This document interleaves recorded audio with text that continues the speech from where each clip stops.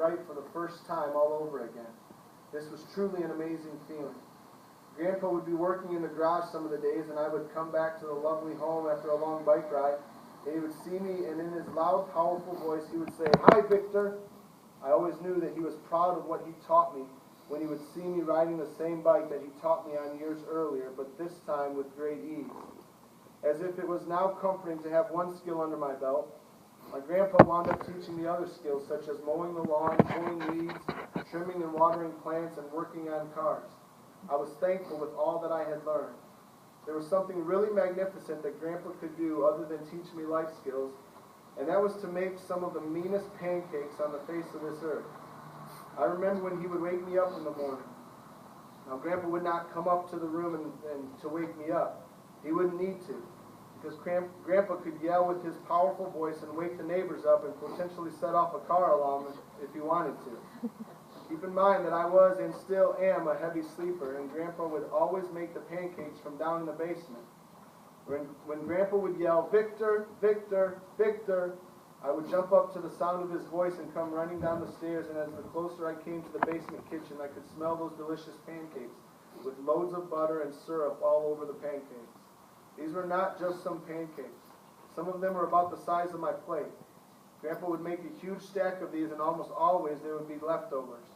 To go with those pancakes was Grandpa's favorite meal, or at least the one meal he would lecture me about every morning, which was a nice bowl of oats with raisins and the health benefits of them. He would say something a bit like this: "Gotta eat them oats, Victor. Get them big muscles so you can have strong bones and get all them women." Shortly after telling me this, he would lift up his arm and begin flexing, and then have me feel his strong biceps. This was typical of Grandpa and a bit routine, but Holly and I would always laugh together about this. There were many memories in that basement, and one of the most memorable, besides the infamous pancakes, was Grandpa's World War II story. He kept a collection of photos and patches that he received during his service in the Army. Grandpa would share with me many stories over the years regarding his time in the service, but the one story he would tell me about was about his lonely and long, scary nights about being a guard for the war tanks in Germany. The thought and context of it all gave me the goosebumps. His life feeling threatened, feeling sleep-deprived, keeping guard while most of his unit went to sleep, watching and waiting for Nazis to sneak up at any moment. He had mentioned in great detail the several times he had been shot at and bullets whizzing by his head. Now, as scary as it sounds, and the word scary is most likely an understatement, Grandpa would tell me these stories with great excitement and with a joyful smile on his face. I would spend hours at a time listening to Grandpa tell war stories along with details of his comrades and the good times in Germany. That laundry room in that basement, which was where the majority of the stories were shared, will never be forgotten and will always hold a dear place in my heart. Now, there are many memorable moments that Grandpa and I shared together along with Holly, such as feeding the birds at the park, eating wonderful meals together, and listening to some Frank Sinatra, just to name a few. However, this one for me was definitely hysterical in many ways because Grandpa liked to talk about women, or teach me about women, rather. As you could probably guess, Holly did not want me to hear such things, but I think Grandpa meant well, and if anybody knows Holly and Max, then you know that together those two could argue for hours and probably make for a very entertaining reality show. The funny part of it all, which I honestly can't remember how this one started in the first place, but we ended up watching two shows together. The first was the Jerry Springer Show. As a young boy, that was outrageous but entertaining. Grandpa would say something like this: "You don't want none of them poor girls, do you, Victor?" I replied, "I guess so. Why?" Grandpa responded, "Because none of them girls can buy you anything or spoil you. Get one of them girls with money so they can take care of you." And I'm quoting, "What the hell are you going to do if you go broke?" "I don't know," I replied.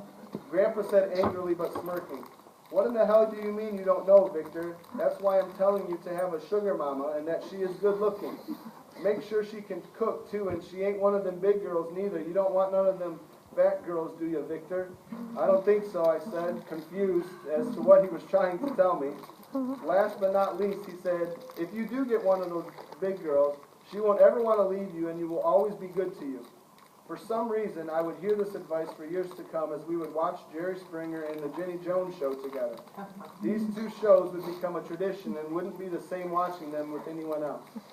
And as if I didn't mention, Holly caught us several times watching those shows together. Holly would yell, "Max, Max," at the top of her lungs, telling Grandpa to turn that crap off and that I wouldn't be watching that, and I shouldn't be watching that. She would come marching down the steps, and Grandpa and I would try and keep our composure, but we just couldn't refrain from laughing about it. I enjoyed those funny but peculiar moments. That's what life is all about. Sharing laughter together and even hearing a good argument from Max and Holly sometimes. Oh, and another thing, just in case you were wondering, Holly would end up winning about 95% of those arguments. Good times. In October of 2013, after 4 years of being absent with my grandpa, I was reunited with him in Naples, Florida. The trip was very entertaining, to say the least. I had some of those delicious pancakes again. We watched some Detroit Tigers baseball games together because Grandpa loved baseball just as much as I did. We talked about his war stories, good old advice on women. I got a chance to drive Grandpa around and do some sightseeing, and we did some grocery shopping together. We had some precious moments together since it had been so long. The trip, however, much like time in life, goes by too fast. The trip felt like it was over before it began. But I got to see him again and once again experience the times of my early childhood with him, but this time as a young man. I'm so proud of you, Grandpa, for everything, from his service to taking the time to teach me about life and the good times with him and Holly. Years of my life and childhood are given much thanks to you. My grandpa had the wonderful opportunity to live to the ripe old age of 99. Grandpa's spirit, however, was anything but old. He was the same young, humorous, smooth talker, teacher, vibrant man I always knew him to be. You will always be missed and never forgotten. You will be reunited with Holly in heaven, and I can only imagine the task that God has to hear them both arguing right now. Rest peacefully in paradise, Grandpa, and I will see you someday again in the next life. Love you, your grandson, Victor. You know, it's so important, you know, as you reflect on even some of those things, to laugh together and to remember some of the things and memories that you shared in laughing, because the Bible says that a cheerful heart does good like medicine, you know, and it soothes the soul, and to reflect on even the experiences and even how you got through difficult times. You know, but I would encourage you to do more than anything else is to reflect on the lessons that you learned from watching somebody live their life. You know, because we don't just live a life, we live a lesson. You know, and besides the lessons about choosing a woman, you know, there were other lessons that he had obviously shared about being kind and gentle, and even about his great attitude, despite even when he needed a wheelchair and scooter later on in life. You know, it's good to reflect on kindness and gentleness in our culture and in our day and age, and having a great attitude. And in remembering, you'll celebrate Mr. Mcnabb's life. The truth is, for us, though, is that we're looking from the grave back on his life. Yet we have the opportunity to make our life count for something by the time this event happens for us. And so how will we be remembered?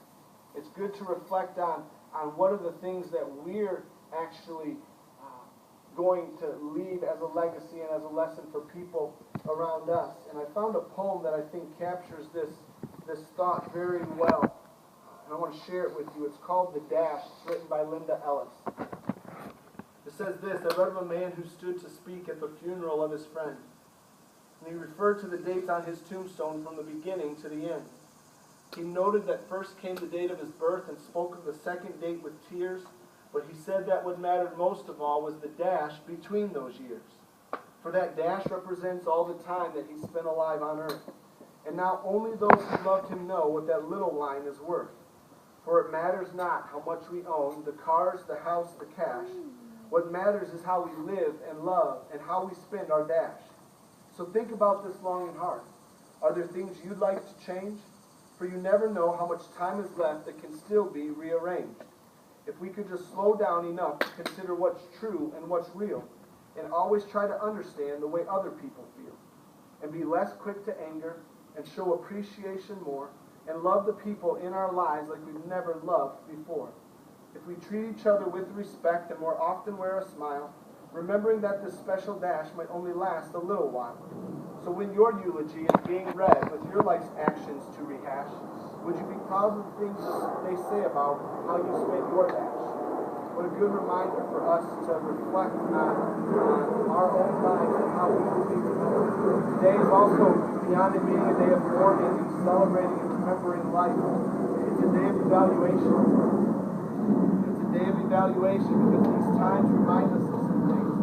And he would want us to know and remember some of them. And the first one is this, is that life is uncertain. Life is uncertain.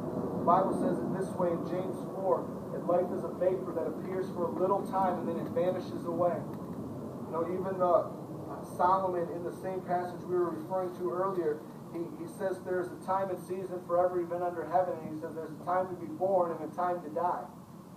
He's not trying to be insensitive, he's trying to explain and express how fragile life really is. Life is uncertain, but the second thing is that